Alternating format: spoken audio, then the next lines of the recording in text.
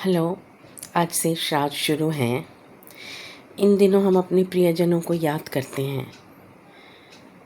ऐसे ही मुझे अपनी मासी याद आ रही हैं जो अब इस दुनिया में नहीं हैं।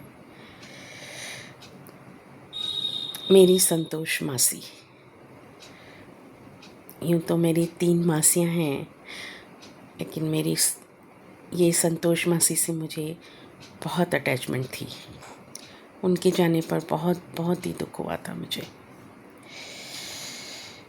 मैं उन्हें दी करके बुलाती थी, मासी नहीं कहती थी, दी बोलती थी, संतोष दी। और उनकी शादी से पहले मैं उनके साथ बहुत ही मस्ती करती थी। उनके साथ मेरी बहुत अच्छी बॉन्डिंग थी, बहुत ज़्यादा अटैचमेंट थी उनके साथ। मैं उन्हीं के साथ बहुत घूमती थी, बातें करती थी, मूवीज़ देखती थी। उनके साथ समय बिताना मुझे बहुत अच्छा लगता था। वो मल्टी टैलेंटेड थी, सिलाई बुनाई बहुत कुछ उनको आता था। वो हम मेरी भी 3 बहनें, हम तीनों बहनों के कपड़े भी सिलती थी, बनाती थी। बहुत सुंदर सुंदर डिज़ाइन बनाती थी वो।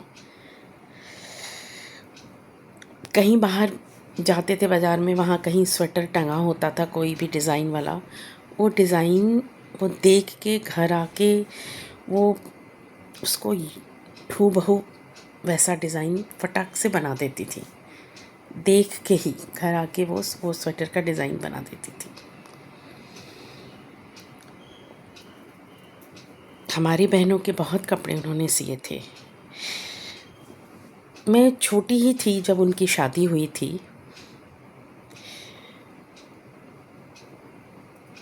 लेकिन जब उनकी शादी हो गई तो मैं बहुत उदास हो गई थी, क्योंकि अब वो दूसरी घर चली गई थी।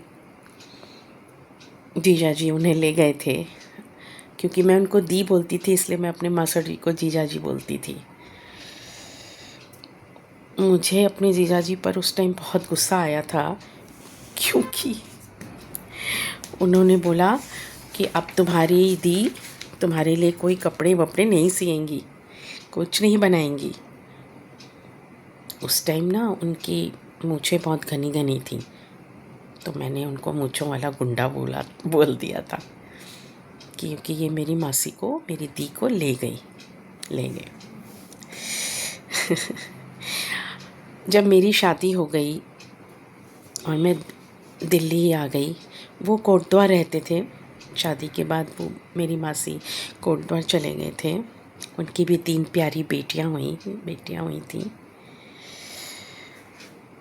फिर बाद में वो दिल्ली भी आके वहीं शिफ्ट हो गए, दिल्ली में।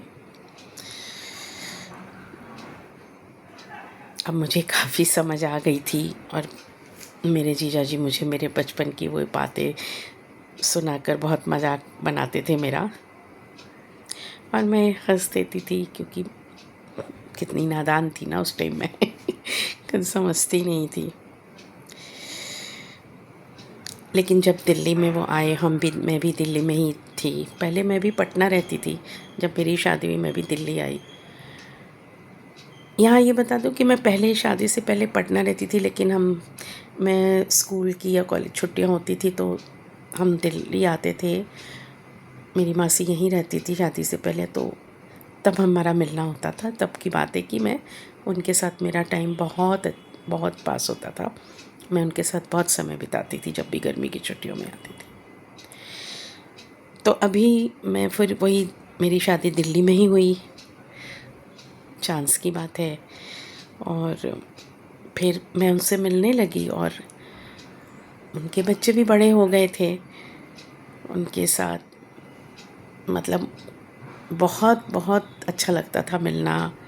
मैं उनके साथ बहुत बातें करती थी, फ़ोन पे बातें करती थी, मिलने भी जाती थी, चाहे दूर हो। मेरी भी 2 बेटियां हो गई थी।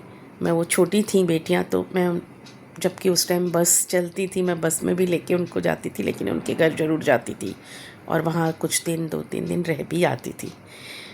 मैं और कहीं नहीं यहाँ रहती थी, और कोई मासी के नहीं। लेकिन इनके पास मैं हमेशा रहती थी, इनके साथ मेरा मुझे बहुत अच्छा लगता था। कुछ मतलब जब भी मुझे कुछ ज़रूरत होती, कुछ पूछना होता, तब मुझे संतोष दी की ही याद आती। मैं झट से उनको फ़ोन करती और उनसे पूछती कि ये कैसे होगा, मुझे बताओ, ये इसका कैसे करूँ, इसको कैसे करूँ। और बस हमारी ज़िंदगी ऐसी ही चलती रही। उनकी बेटियों की भी शादी हो गई, अब मेरी भी बेटियां बड़ी हो गई, अब उनकी भी शादी हो गई। पर मैं कितना भी बिज़ी रहूं, चाहे वो बिज़ी रहें, हम मिलते ही थे। और फ़ोन पर भी हम बहुत बहुत देर तक बातें करते थे। कभी गैप हुआ नहीं कि हम, मेरे भी बच्चे हो रहे हैं, बड़े हो गए, लेकिन उनसे मैंने बात करना कभी नहीं छोड़ा। जैसे अपने माँ बाप से मैं उनसे भी बातें करती थी, लेकिन मेरी ये मासी से हमेशा, मतलब हफ्ता भी नहीं बीतता था लेकिन मुझे लगता था कि नहीं, मुझे बात करनी है उनसे। और मैं अगर नहीं करती थी, कभी चांस से नहीं होता था, तो उनका फ़ोन आ जाता था। उनको भी मुझसे बहुत प्यार था, मुझे भी उनसे बहुत प्यार था। बस तो वही है कि जो भी हमारे दुख सुख थे हम साझा करते थे, अपनी बातें बताते थे, वो बताती, हम सारी बातें हम कर लेते थे। जबकि वो मासी थी, मेरी बड़ी थी, लेकिन मेरे लिए वो मेरी दोस्त थी, बहुत अच्छी। आज वो नहीं है इस दुनिया में। उनकी बातें, उनकी यादें बहुत याद आती हैं, बहुत याद आती हैं। भगवान उनकी आत्मा को हमेशा शांति दे।